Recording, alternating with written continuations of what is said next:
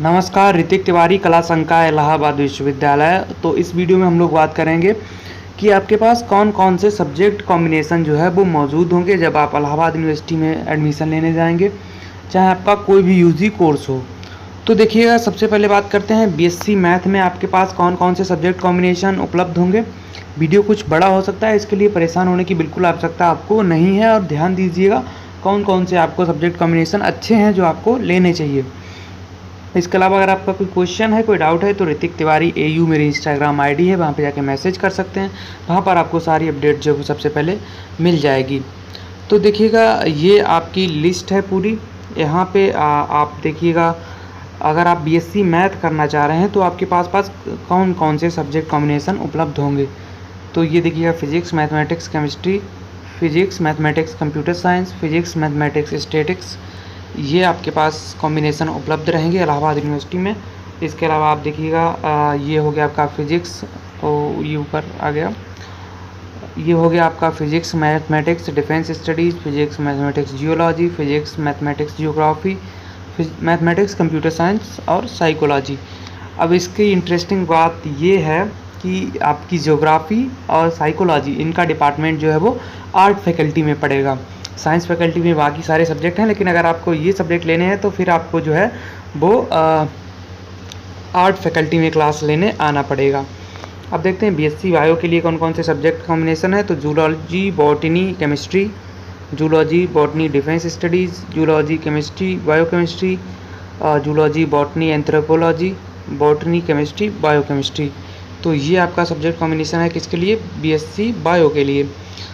अब मोस्ट जो सबसे ज़्यादा इम्पोर्टेंट है बीए के लिए, क्योंकि बीए में काफ़ी सारे स्टूडेंट्स होते हैं और काफ़ी सारे कॉम्बिनेशन हैं, तो आप लोग परेशान हो जाते हैं। तो जिनके अच्छे मार्क्स हैं उनको कौन सा कॉम्बिनेशन लेना चाहिए, मैं खुद कौन सा कॉम्बिनेशन गाइड करूंगा उनको कि ये आपको लेना चाहिए, क्योंकि मैं भी बीए का स्टूडेंट रहा हूं, तो अच्छी तरीके से बता सकता हूं कि कॉम्बिनेशन आपको कौन कौन से लेने चाहिए। ये combination economics, political science, ancient history, यही सेम कॉम्बिनेशन मेरा था बीए में। तो अगर आप ये लेना चाहें ले सकते हैं। टॉप रैंकर जो स्टूडेंट्स होते हैं वो ये कॉम्बिनेशन लेते हैं जिनके अच्छे मार्क्स आते हैं।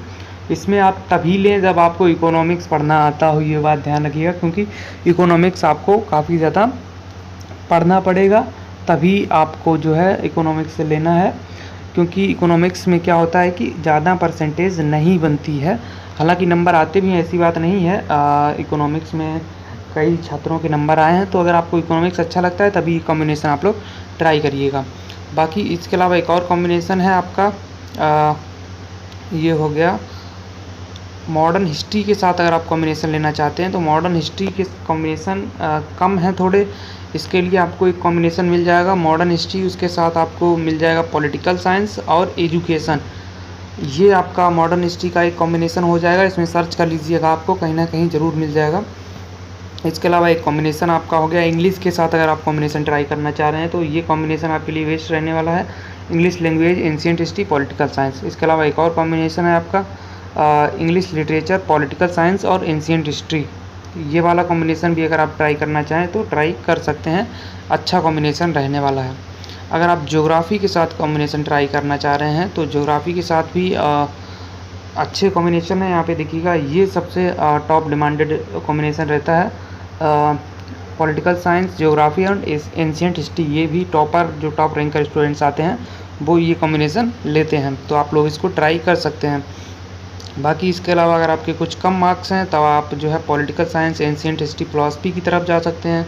इसके अलावा आपका एक और कॉम्बिनेशन है मॉडर्न हिस्ट्री से जुड़ा हुआ, आप इसको भी ट्राई कर सकते हैं। अगर आपका इकोनॉमिक्स अच्छा है तो फिर आप मॉडर्न हिस्ट्री, एजुकेशन और इकोनॉमिक्स के साथ भी जाना चाहें तो जा सकते हैं। अगर आप स्पेशल आपका फोकस है मॉडर्न हिस्ट्री पे, ये वाला मैं बता चुका हूँ, मॉडर्न हिस्ट्री, एजुकेशन और पॉलिटिकल साइंस, ये वाला लेना चाहें तो ले सकते हैं। और ये देखिएगा, तो ये आप लोगों के लिए कॉम्बिनेशन तरह तरह अलग अलग कॉम्बिनेशन दिए हुए हैं, पूरे कॉम्बिनेशन एक बार आप लोग देख लीजिएगा। इसके अलावा जब आपके कम मार्क्स आते हैं तब आपको ये वाले कॉम्बिनेशन मिलते हैं, यानी कि जब लास्ट कट ऑफ में बिल्कुल आप जाएंगे तो तबला आपका हो गया, संस्कृत, इंग्लिश लिटरेचर, तबला, संस्कृत, हिंदी। इसके उर्दू और पर्शियन अर्शियन के चक्कर में मत पड़िएगा। अगर आपके कम मार्क्स हैं तो ये सब्जेक्ट कॉम्बिनेशन मत लीजिएगा, बजाय कि आप जो है एफिलिएटेड कॉलेज चुन लीजिएगा, इस बात का आप लोग विशेष तौर पे ख्याल रखिएगा। सितार, इंग्लिश लिटरेचर, एजुकेशन, ये कॉम्बिनेशन आपको तब मिलते हैं जब आपके मार्क्स जो है वो कम होते हैं।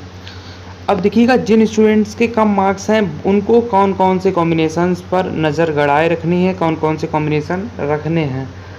ये देखिएगा 172 Sanskrit, ancient history, political science waste combination है। जिसके कम मार्क्स आते हैं उन स्टूडेंट्स के लिए वेस्ट रहने वाला है। आप लास्ट ईयर में संस्कृत ड्रॉप कर सकते हैं, एंशिएंट हिस्ट्री और पॉलिटिकल साइंस के साथ जा सकते हैं। ये क्या होता है, जब कम मार्क्स आपके आते हैं, लास्ट कट ऑफ्स आती हैं, तब ये वाले कॉम्बिनेशन आपको लेना चाहिए और ये काफ़ी अच्छा कॉम्बिनेशन है, इसको आप लोग ट्राई कर सकते हैं। बाकी इसके अलावा ये कॉम्बिनेशन आप लोग पहले ही देख चुके हैं, political science, geography, ancient history.